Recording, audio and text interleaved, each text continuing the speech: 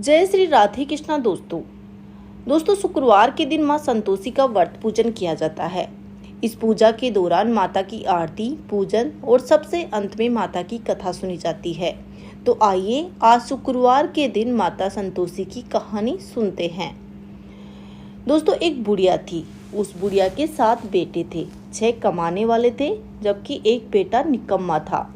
बुढ़िया 6 बेटों की रसोई बनाती, भोजन कराती और उनसे कुछ भी जूठन बचती वह 7वें बेटे को दे देती। एक दिन वह पत्नी से बोला, देखो मेरी माँ मुझसे कितना प्रेम करती है। वह बोली, कुछ नहीं, आपसे आपकी माँ कुछ भी प्रेम नहीं करती, वह आपको सबका झूठा खिलाती है। वह बोला, ऐसा नहीं हो सकता, मैं जब तक अपनी आंखों से ना देख लूं मैं तुम्हारी बात नहीं मान सकता। बहू हंसकर बोली, देख लोगे तब तो मान लोगे ना। कुछ दिन बाद कोई त्योहार आया। घर में 7 प्रकार के भोजन और चूरमे के लड्डू बने। वह जांचने को सिर दुखने का बहाना बनाकर पतला वस्त्र सिर पर ओढ़े रसोई घर में ही सो गया। वह कपड़े में से सब देखता रहा। 6 भाई भोजन करने आए। उसने देखा कि माँ उनके लिए सुंदर आसन बिछाकर अनेक प्रकार की रसोई परोसी और उनसे आग्रह करके बड़े प्रेम के साथ उन्हें जिमाया। वह ये सब देखता रहा। 6 ने भोजन करके जब उठे तो माँ ने उनकी झूठी थालियों में से लड्डुओं के टुकड़े उठाकर एक लड्डू बनाया। जूठन साफ कर बुढ़िया माँ ने उसे पुकारा, बेटा 6 भाई भोजन करके चले गए हैं, अब बस तू ही बाकी है, उठ, तू कब खाना खाएगा। वह कहने लगा कि माँ मुझे भोजन नहीं करना, मैं अब परदेश जा रहा हूँ। माँ ने कहा, कल जाता हो, आज ही चला जा। वह बोला, हाँ आज ही जा रहा हूँ। ये कहकर वह घर से निकल गया। चलते समय पत्नी की याद आ गई। वह गौशाला में कंडे का थाप रही थी। वहां जाकर बोला, हम जावे परदेश, आवेंगे कुछ काल, तुम रहियो संतोष से धर्म अपनो पार। वह बोली, जाओ पिया आनंद से, हमारो सोच अठाए, राम भरोसे हम रहे, ईश्वर तुम्हें सहाय। 2 निशानी आपन देख, धरु में धीर, सुधी मती हमारी बिसारियो, रखियो मन गंभीर। वह बोला, मेरे पास तो कुछ नहीं है, ये अंगूठी है, सो ले ले और अपनी कुछ निशानी मुझे भी दे दे। वह बोली, मेरे पास क्या है, ये गोबर से भरे हुए हाथ है। ये कहकर उसकी पीठ पर गोबर के हाथ की थाप मार दी और वो चल दिया। चलते चलते वह दूर देश में पहुंचा। वहां पर एक साहूकार की दुकान थी। वह वहां जाकर कहने लगा कि भाई मुझे नौकरी पर रख लो। साहूकार को भी किसी आदमी की जरूरत थी। वह बोला, रह जा। लड़के ने पूछा कि तनख्वाह क्या दोगे। साहूकार ने कहा, काम देखकर दाम मिलेंगे। साहूकार को नौकरी मिली। वह सुबह 7 बजे से 10 बजे तक नौकरी पर जाने लगा। कुछ दिनों में दुकान का सारा लेन देन, हिसाब किताब, ग्राहकों का माल बेचना, सारा काम करने लगा। साहूकार के 7-8 नौकर थे। वे सब चक्कर खाने लगे कि ये तो बहुत ही होशियार बन गया। सेठ ने भी काम देखा और 3 महीने में उसे आधे मुनाफे का हिस्सेदार बना लिया। वह कुछ वर्ष में ही नामी सेठ बन गया और मालिक सारा कारोबार उस पर छोड़कर चला गया। इधर उसकी पत्नी को सास ससुर बहुत ही दुख देने लगे। सारी गृहस्थी का काम करा के उसे लकड़ी लेने जंगल में भेज दिया करते। इसी बीच घर से आटे में जो भी भूसी निकलती उसी की रोटी बनाकर उसे फूटे नारियल की नारियली में पानी देते। और एक दिन वह लकड़ी लेने जा रही थी। रास्ते में बहुत सी स्त्रियां माता संतोषी की कथा सुन रही थी और व्रत किया हुआ था। वह भी वहां जाकर खड़ी होकर कथा सुनने लगी और पूछा कि बहनों, तुम किस देवता की पूजा कर रही हो और इससे करने से क्या फल मिलेगा। यदि तुम इस व्रत का विधान मुझे समझा कर कहोगी तो मैं तुम्हारा बहुत ही बड़ा एहसान मानूंगी। तब उनमें से एक स्त्री बोली कि सुनो, ये संतोषी माता का व्रत है। इससे करने से गरीबी, दरिद्रता और निर्धनता का नाश होता है और जो कुछ भी मन में कामना हो वो सब संतोषी माता पूर्ण कर देती है। तब उसने उस व्रत की विधि उस औरत से पूछी। वह भक्तिन स्त्री बोली कि 1.25 आने का गुड़ चना लेना, इच्छा हो तो 5.25 आने का लेना और 1.25 रुपये का सहूलियत के अनुसार लाना। बिना परेशानी और श्रद्धा व प्रेम से जितना भी बन पड़े सवाया लेना। प्रत्येक शुक्रवार को निराहार रहकर कथा सुनना। इसके बीच कर्म टूटे नहीं, लगातार नियम का पालन करने। सुनाने वाला कोई ना मिले तो घी का दीपक जलाकर आगे जल में पात्र के सामने रखकर कथा कहना। जब कार्य सिद्ध न हो, नियम का पालन करना और कार्य सिद्ध हो जाने पर व्रत का उद्यापन करना। 3 मास में ही माता पूरा फल करती है। यदि किसी ग्रह खोटे भी हो तो भी माता वर्ष भर में कार्य सिद्ध करती है। फल सिद्ध होने पर उद्यापन करना, चाहे बीच में नहीं। उद्यापन में 2.5 सेर आटे का खाजा तथा इसी के परिमाण से खीर और चने का साग करना। 8 लड़कों को भोजन कराना, जहाँ तक मिले तेवर जेठ भाई बंधु के हो, न मिले तो रिश्तेदारों और पड़ोसियों को बुलाना। उन्हें भोजन कराकर यथाशक्ति दक्षिणा देना। माता का नियम पूरा करना। उस दिन घर में खटाई न खाना। ये सुनकर बुढ़िया ने लड़के की बहू वहां से चल दी। रास्ते में लकड़ी का बोझ को बेच दिया और उन पैसों से गुड़ चना लेकर माता के व्रत की तैयारी करके आगे चली। सामने मंदिर देखने पूछने लगी कि ये मंदिर किसका है। सब कहने लगे कि ये मंदिर तो माता संतोषी देवी का है। ये सुनकर माता के मंदिर में जाकर चरणों में लौटने लगी। दीन हो विनती करने लगी, माँ मैं निपट अज्ञानी हूँ, व्रत के कुछ भी नियम नहीं जानती हूँ, मैं दुखी हूँ। हे माता जगत जननी मेरा दुख दूर कर, मैं तेरी शरण में हूँ। माता को दया आई। एक शुक्रवार बीता कि दूसरे को उसके पति का पत्र आया और तीसरे शुक्रवार को उसका भेजा हुआ पैसा आ पहुंचा।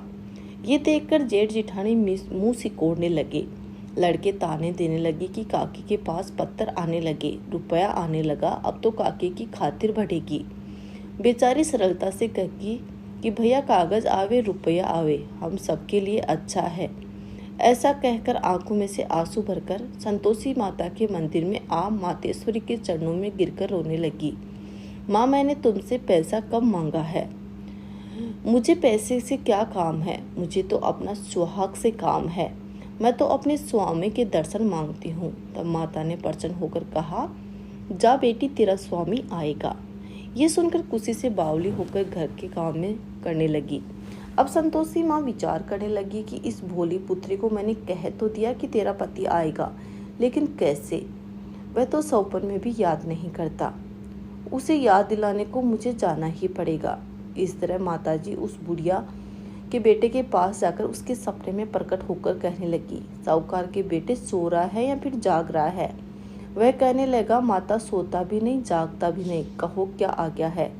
माँ कहने लगी, तेरे घर बार कुछ नहीं है कि? वह बोला, मेरे पास सब कुछ है, माँ बाप है, बहू है, क्या कमी है? माँ बोली, भोले पुत्र तेरी बहू घोर कष्ट उठा रही है, तेरे माँ बाप उससे परेशानी दे रहे हैं, वह तेरे लिए तरस रही है, तू उसकी सुध ले। वह बोला, हाँ माताजी ये मुझे मालूम है, परंतु मैं कैसे जाऊँ? परदेश की बात है, लेन देन का कोई हिसाब नहीं, जाने का कोई रास्ता नजर नहीं आ रहा है, कैसे चला जाऊँ? माँ कहने लगी, मेरी बात मान, सवेरे नहा धोकर संतोषी माता का नाम ले, घी का दीपक जलाकर दंडवत कर दुकान पर जा बैठ।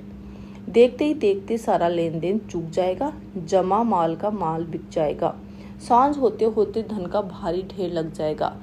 अब बूढ़े की बात मानकर वह नहा धोकर संतोषी माता को दंडवत घी का दीपक जलाकर दुकान पर जा बैठा। थोड़ी देर में देने वाला रुपया लाने लगा और लेने वाला हिसाब लेने लगे। कोठे में भरे सामान के खरीदार नगद दाम में सौदा करने लगे। शाम तक धन का भारी ढेर लग गया। मन में माता का नाम ले चमत्कार देख प्रसन्न हो घर ले जाने के वास्ते गहना कपड़ा और सामान खरीदने लगा। यहाँ काम से निपट तुरंत घर को रवाना हुआ। उधर उसकी पत्नी जंगल से लकड़ी लेने जाती है। लौटते वक्त माताजी के मंदिर में विश्राम करती वह उसके प्रतिदिन रुकने का जो स्थान ठहरा। धूल उड़ती देख माता से पूछती कि हे माता ये धूल कैसी उड़ रही है? माता कहती है कि हे पुत्री तेरा पति आ रहा है, अब तू ऐसा कर लकड़ियों का बोझ बना ले, एक नदी के किनारे रख और मेरे मंदिर व तीसरा अपने सिर पर रख। तेरे पति लकड़ियों का गट्ठर देकर मोह पैदा होगा, वह यहाँ रुकेगा, नाश्ता पानी खाकर माँ से मिलने जाएगा। तब तू लकड़ियों का बोझ उठाकर जाना और चौक में गट्ठर डालकर जोर से आवाज लगाना, लो सासुर जी लकड़ियों का गट्ठर लो, भूसे की रोटी दो, नारियल के खोपड़े में पानी दो, आज मेहमान कौन आया है? माताजी से बहुत अच्छा कहकर वह प्रसन्न मन से लकड़ियों के 3 गट्ठर बनाई, एक नदी के किनारे और एक माताजी के मंदिर पर रखा। इतने में मुसाफिर आ पहुंचा। सूखी लकड़ी देखकर उसकी इच्छा उत्पन्न हुई कि हम यहीं पर विश्राम करें और भोजन बनाकर खा पीकर गांव जाएं। इसी तरह रुककर भोजन बना, विश्राम करके गांव गया। सबसे प्रेम से मिला। उसी समय सिर पर लकड़ी का गट्ठर लिए वह उतावली सी आती है और लकड़ियों का भारी बोझ आंगन में डालकर जोर से 3 आवाजें देती है। लो सासू, लकड़ियों का गट्ठर लो, भूसे की रोटी दो, आज मेहमान कौन आया है। ये सुनकर उसकी सास बाहर आकर अपने दिए हुए कष्टों को भुलाने हेतु कहती है, बहू ऐसा क्यों कहती है, तेरा मालिक ही तो आया है, आ बैठ, मीठा भात खा, भोजन कर, गहने कपड़े पहन।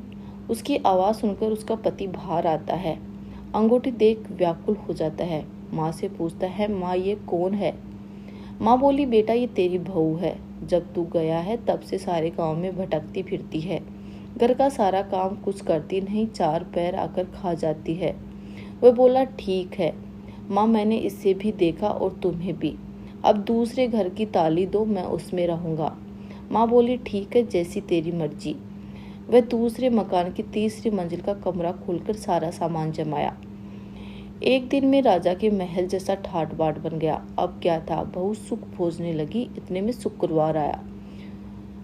शुक्रवार व्रत के उद्यापन में भूई भूल किया खटाई का इस्तेमाल। उसने पति से कहा कि मुझे संतोषी माता के व्रत का उद्यापन करना है।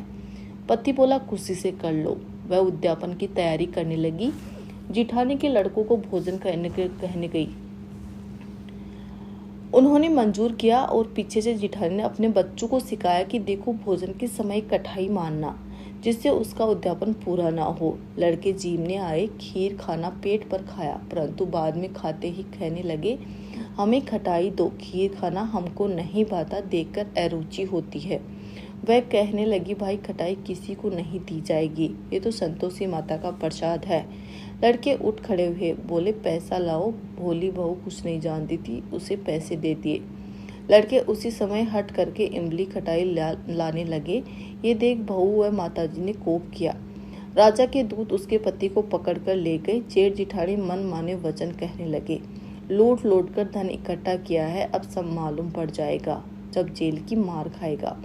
बहू से ये सब सहन नहीं हुआ। वह रोते हुए माताजी के मंदिर गई और कहने लगी कि हे माता, ये तुमने क्या किया। हंसाकर अभक्त को रुलाने लगी। माता बोली, बेटी तूने उद्यापन करके मेरा व्रत भंग किया है। वह कहने लगी, मैंने तो कुछ अपराध किया है, मैंने तो भूल से लड़कों को पैसे दे दिए थे, मुझे क्षमा करो, मैं तुम्हारा फिर से उद्यापन करूंगी। माँ बोली, अब भूल मत करना। वह कहती, अब भूल नहीं होगी, अब बतलाओ वे कैसे आएंगे। माँ बोली, तेरी पुत्री तुझे रास्ते में आता हुआ मिलेगा। वह निकली, राह में पति आता मिला। वह पूछी, कहाँ गए थे। वह कहने लगा, इतना धन जो कमाया है उसका राजा टैक्स मांगा था, वह भरने गया था। वह प्रसन्न हो बोली, भला हुआ, अब घर को चलो। कुछ दिन बाद फिर शुक्रवार आया। वह बोली, मुझे माता का उद्यापन करना है। पति ने कहा, करो। बहू फिर जेठ के लड़कों को भोजन को कहने गई। जेठानी ने 1-2 बातें सुनाई और सब लड़कों को सिखाने लगी, तुम सब लोग पहले ही खटाई मांगना। लड़के भोजन से पहले ही कहने लगे कि हमें खीर नहीं खानी, हमारा जी भी करता है, हमें खटाई खाने को दो। वह बोली, खटाई किसी को नहीं मिलेगी, आना है तो आओ। वह ब्राह्मण के लड़के को लाकर भोजन कराने लगी। यथाशक्ति दक्षिणा देकर एक एक फल उन्हें दिया। संतोषी माता प्रसन्न हुई। माता की कृपा होते ही 9वें मास में उसे चंद्रमा के समान पुत्र प्राप्त हुआ। पुत्र को पाकर प्रतिदिन माताजी के मंदिर को जाने लगी।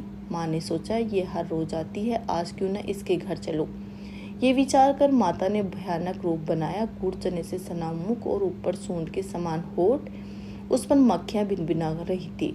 देहली पर पैर रखते ही उसकी सास चिल्लाई, देखो रे, कौन चुड़ैल डाकिन चली आ रही है, लड़कों इसे भगाओ नहीं तो किसी को खा जाएगी। लड़के भगाने लगे, चिल्लाकर खिड़की बंद करने लगे।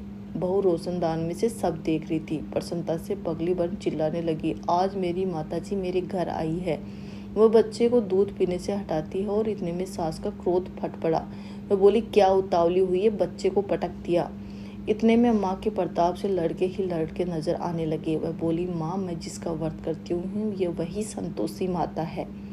सबने माताजी के चरण पकड़ लिए और विनती कर कहने लगे, हे माता, हम मूर्ख हैं, अज्ञानी हैं, तुम्हारे व्रत की विधि हम नहीं जानते व्रत भंग कर हमने बड़ा अपराध किया है, जग जग माता हमारा अपराध क्षमा करो। इस प्रकार माता प्रसन्न हुई और बहू को प्रसन्न होकर ऐसा फल दिया। माता सबको देना, कहते को सुनने को, सबकी मनोरथा पूर्ण करना। बोलिए संतोषी माता की जय।